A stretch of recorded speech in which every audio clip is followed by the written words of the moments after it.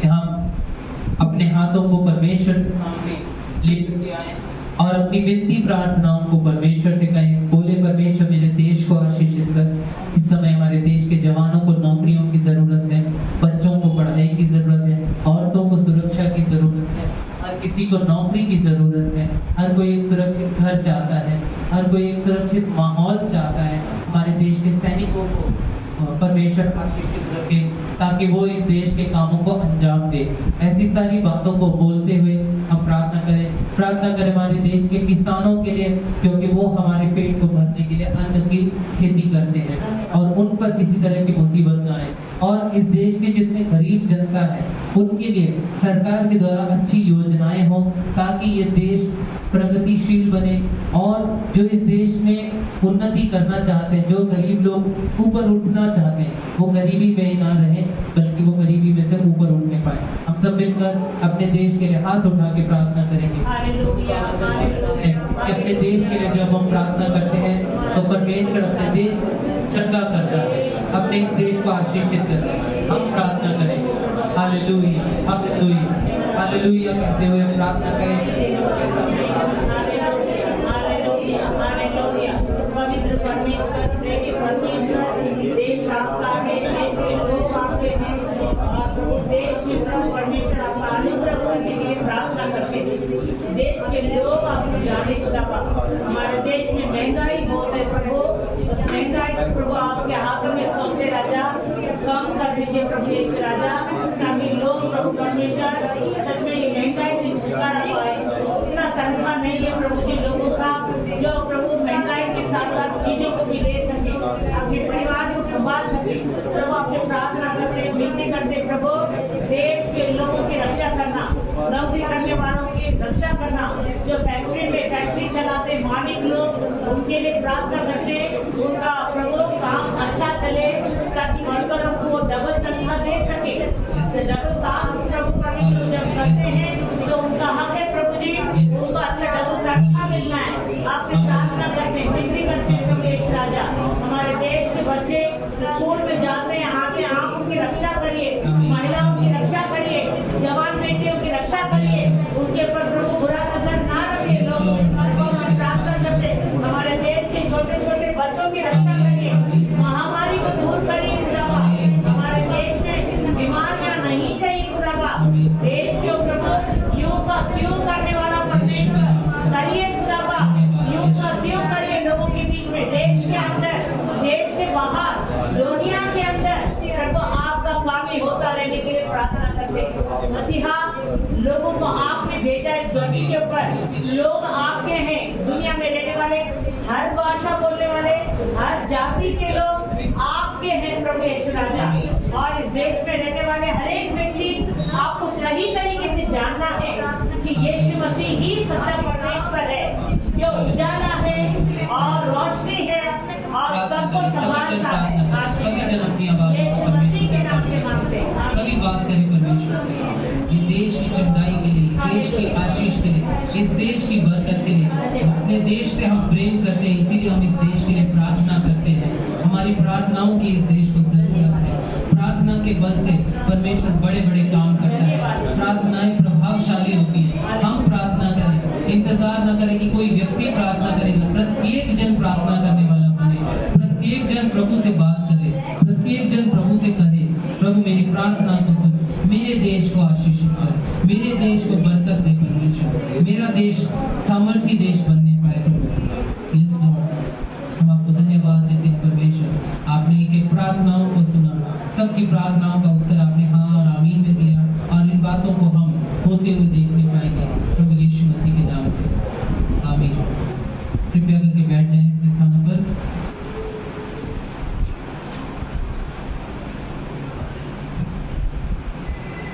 यदि किसी के पास कोई प्रार्थना का विषय है, आप चाहते हैं कि आपके परिवार के लिए किसी बात के लिए प्रार्थना करनी है, तो कृपया करके अरविंद आपके पास एक कागज देंगे और एक पेन देंगे। आप कृपया करके उसमें लिख के दे दें ताकि वो प्रार्थना के विषय बाद में पूछने की जरूरत ना पड़े। यहाँ पर सीधा यहाँ से पढ़ दिया जाएगा और यहीं से सबको बता दिया जाएगा। तो एक कागज आप ले लें, अरविंद जल्दी से एक कागज लो वहाँ पीछे से और जल्दी से उसमें एक पेन, एक कागज कागज और पेन आप पीछे से ही सबको दे दो। जिसने प्रार्थना करवानी है आप कृपया करके उसमें अपना नाम लिख करके प्रार्थना का विषय लिख दीजिए और अरविंद को वापस दे दीजिए। ठीक है, आज के वचन की ओर हम चलेंगे। हम सब अपनी आंखों को बंद करेंगे, परमेश्वर से प्रार्थना करें। प्रभु यीशु मसीह आपको धन्यवाद देते हैं, अच्छे समय के लिए धन्यवाद। खुदा बाप, आपके अनुग्रह के द्वारा आपने प्रभु परमेश्वर एक हमें इच्छा दी है कि प्रभु हम आपके वचन से सीखें। आपने हमारे अंदर पवित्र आत्मा रखा है कि प्रभु हम आपकी बातों को जाने, आपके सामर्थ्य को जाने और प्रभु जी अपने आप को परिवर्तित करने पाए। आपकी सामर्थ्य में होकर प्रभु अपने अंदर परिवर्तन को मानने पाए, प्रभु जी जानने पाए कि हम कहाँ गलतियां करते हैं, समझने पाए और अपने आप में प्रभु परमेश्वर सुधार लेकर के विनती प्रार्थना करते हैं। परमेश्वर प्रत्येक व्यक्ति के ऊपर आपका अनुग्रह रहे, सबकी आंखें खुली रहें, सबके कान खुले रहें प्रभु जी। और प्रभु परमेश्वर जब बोलने की बारी हो तो सबके जुबान भी खुलने पाए परमेश्वर। प्यारे परमेश्वर पिता, हर एक पर आपके ज्ञान को प्रकाशित करना। और प्रभु यीशु मसीह, जब मैं खड़ा हूँ तो प्रभु मुंह मेरा है, शब्द आपके हो परमेश्वर पिता। आपकी बातें इन तक पहुँचने पाए, आपकी बातें जो आपने मुझे सिखाई उन लोगों को सिखाना परमेश्वर, उनको समझाने में मदद करना प्रभु जी। प्रार्थना यीशु मसीह के नाम से मांगते हैं, आमीन आमीन। जोर से बोला करिए, लगता नहीं है कि आप जिंदा है, लगता है ऐसे लगता है जैसे मूर्तियां रखी हुई है और बस मूर्तों के बीच में है। ठीक है, आपने आज का बाइबल पाठ सुना, 3 बाइबल पाठ सुना आपने। तीनों बाइबल पाठ में से तीसरा बाइबल पाठ आपने बोला भी है ना, पीछे पीछे बोलते भी बोला भी। कुछ आपको समझ, कुछ आपको महसूस हुआ इन वचनों को जब हमने पढ़ा, कुछ आपको महसूस हुआ? कोई कुछ कहना चाहेगा उसके बारे में?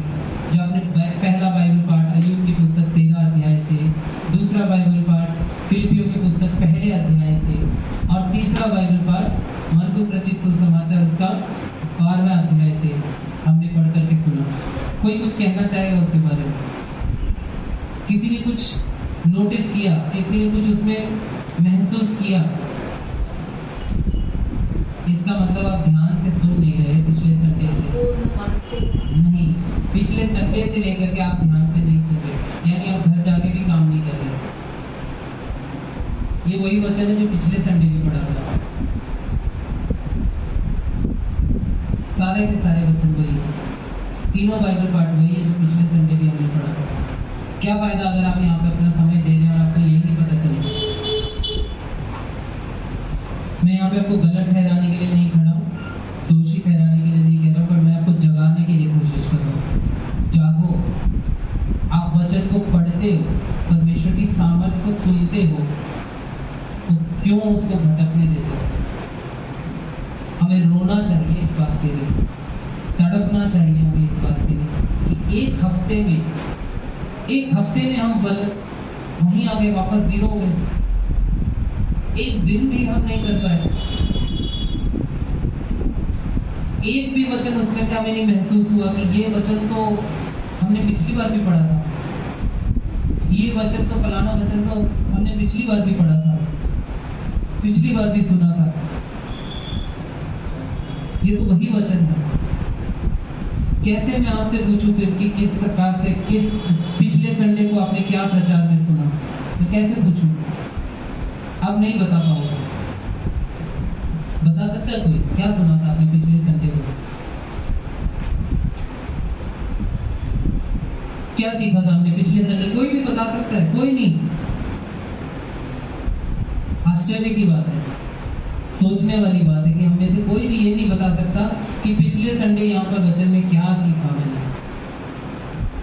उसका कोई मतलब नहीं अगर मैं वचन प्रचार कर दूं और अंत में जब आपसे मिलूं तो आप मेरे पास आकर हाथ मिला के बोले भैया वचन बहुत अच्छा है।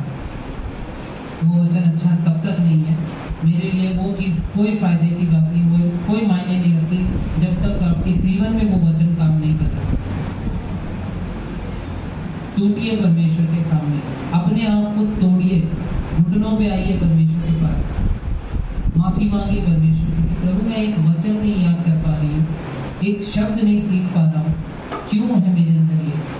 हमने इतनी सी बात सीखी थी कि मेरे लिए जीवित रहना तो मसीह, मेरे लिए जीवित रहना मसीह है। और इनमें से हमने 2 बातों को सीखा। पहली बात कि जीवित रहना मसीह कैसे हो सकता है, जीवित रहना मसीह कैसे हो सकता है, हमारे जीवन में वो कैसे हो सकता है, और दूसरा उसको कैसे दिखाया जाता है या उसको कैसे जिया जा सकता है।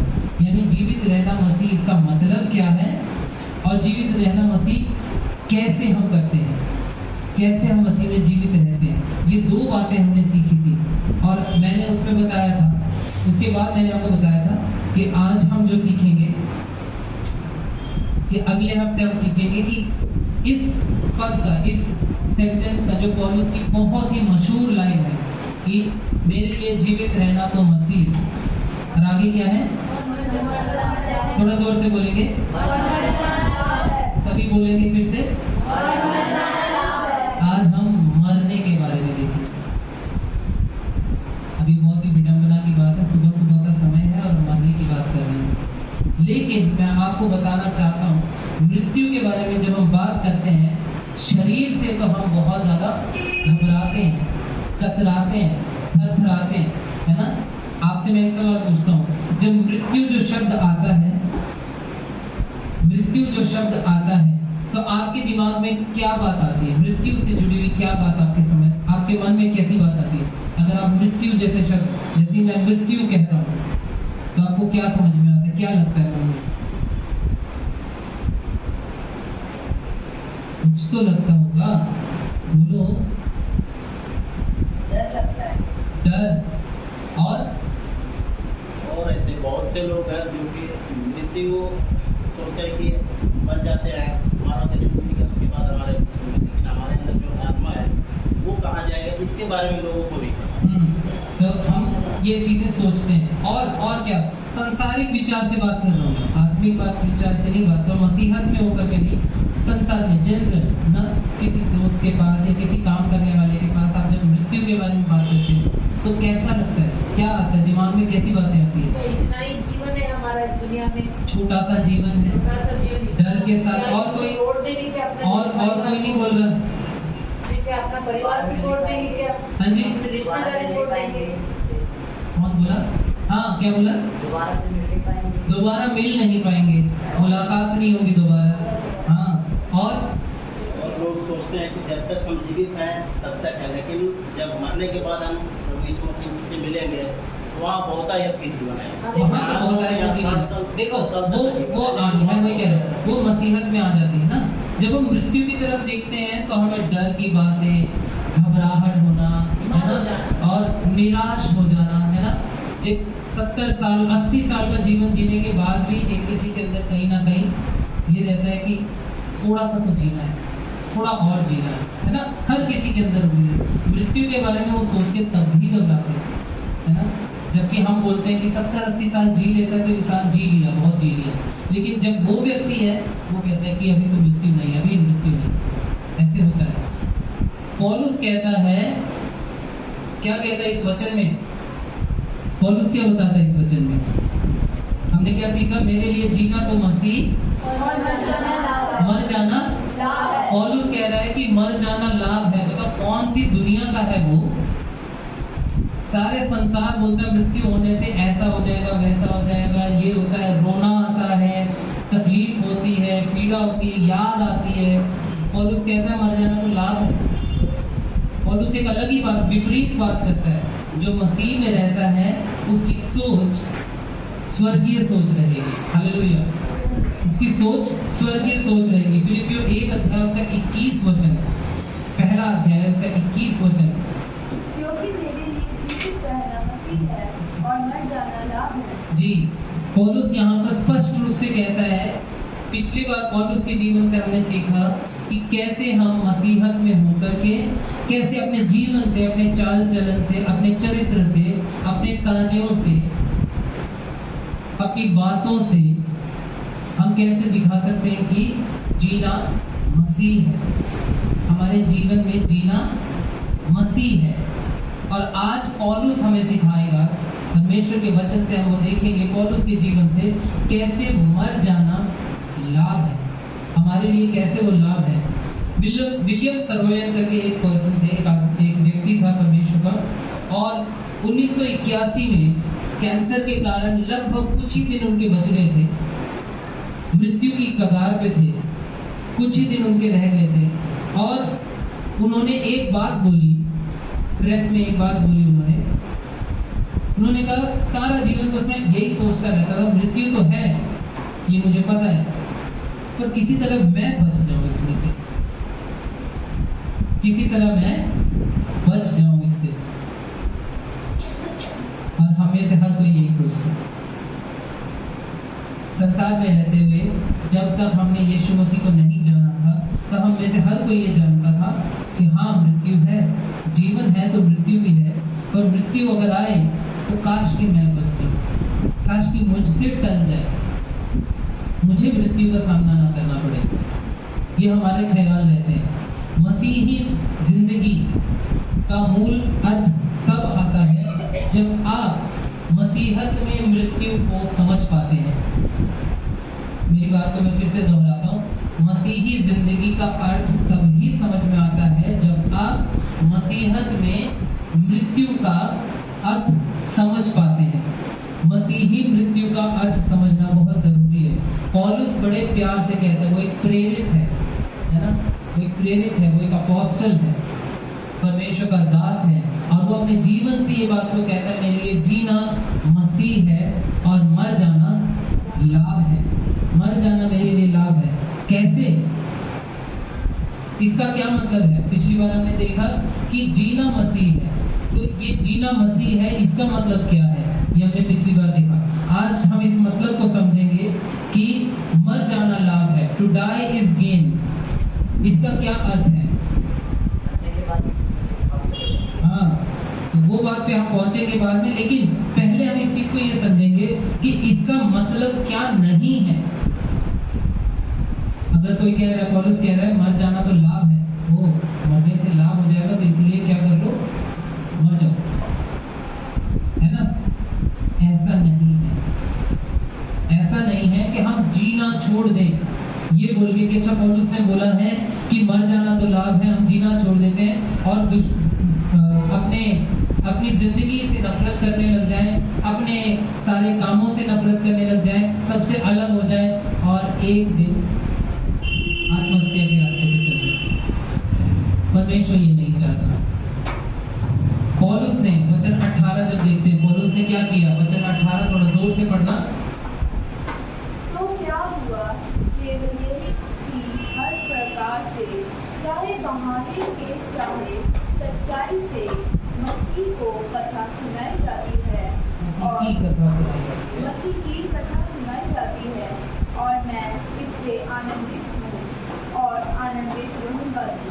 आनंदित हूँ और आनंदित रहूंगा भी। पौलुस जेल में है, मैं पिछली बार मैंने बताया था, पौलुस जेल में है। एक और बात, पौलुस लगभग 60 साल की उम्र में है। उसने कलीसियाएं स्थापित की, सेवकाई की, परमेश्वर के कामों को बढ़ाया, परमेश्वर के नाम को महिमा देते हुए दिया, अपने जीवन में पीड़ाओं को सहा। सब कुछ करने के बाद वो एक जेल में बैठ करके वो कहता है मैं आनंदित हूँ। जीवन में वो आनंदित है ना? इस वचन में हम जब जो बाइबल पाठ पढ़ा गया आज, इसमें अगर हम ध्यान से देखते हैं तो इसमें एक जगह पे लिखता है कि मन तो करता है कि कूच करके चला जाऊं, लेकिन प्रभु की महिमा के लिए तुम्हारे साथ रहना अच्छा है, तुम्हारे लिए काम करना है। वो परमेश्वर के काम को करना चाहता है, परमेश्वर के काम के लिए आगे बढ़ना चाहता है। कई बार कई ऐसे लोग हुए जिनकी परिस्थितियां विपरीत रही और उन्होंने यही चाहा कि काश परमेश्वर हमें ये जीवन से मुक्त कर दे। आपको उदाहरण देता हूं मैं, मूसा की कहानी है, गिनती की पुस्तक 11 अध्याय का 15 वचन। मूसा परमेश्वर का इतना बड़ा प्रेमी जन, उसने भी ये बात बोली कि काश कि मैं मृत्यु को पाई। तो पढ़ दे जल्दी से, जवानों में से जल्दी वचन निकालेंगे। गिनती 11 अध्याय 15 वचन। रानी आप निकालो, पहला राजा 19 अध्याय उसका 4। एंजल आप निकालो यिर्मयाह की पुस्तक 20 अध्याय 14 से लेकर 18 तक।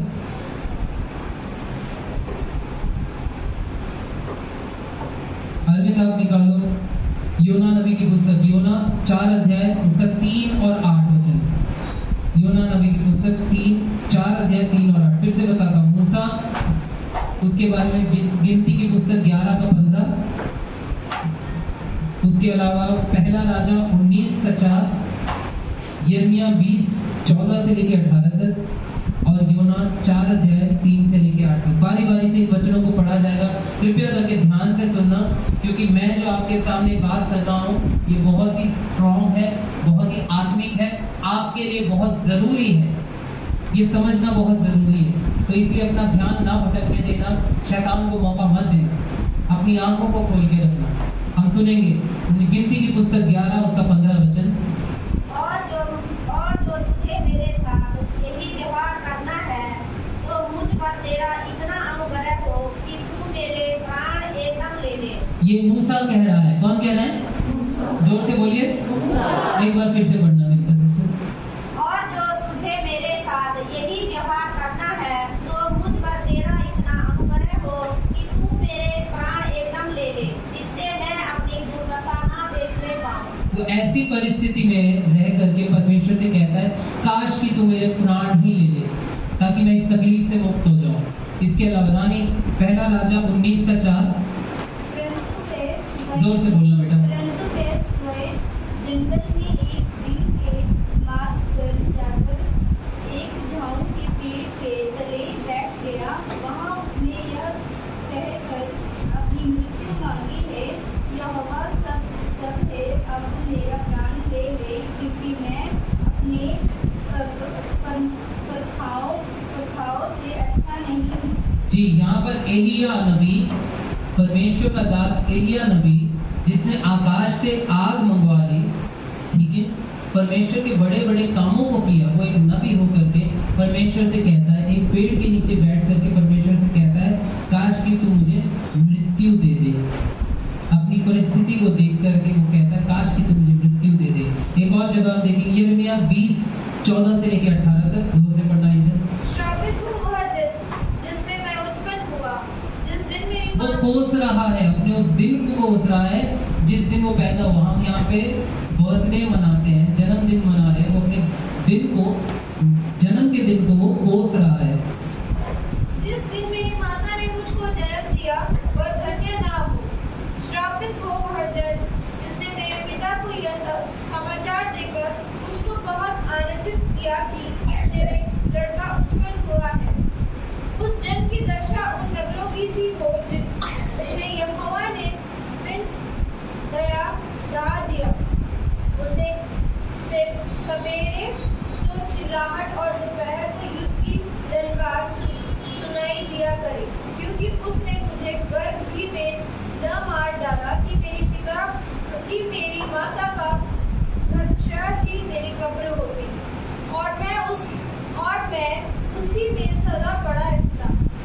वो परमेश्वर के सामने बोलता है कि काश कि मैं उसी दिन मर जाता जिस दिन मैं पैदा हुआ, मेरा पैदा ही ना होना होता तो अच्छा रहता। इस तरीके से वो परमेश्वर के सामने कह रहा है। और आखिरी योना नबी 4:3 से लेके 8 तक। अरविंद जोर से पढ़ना उसको।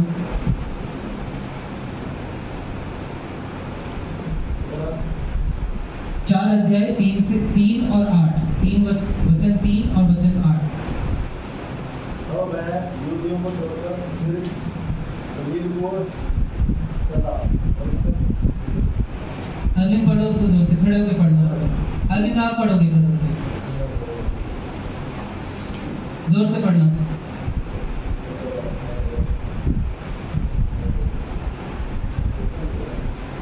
4:3 और 8 जल्दी पढ़ो।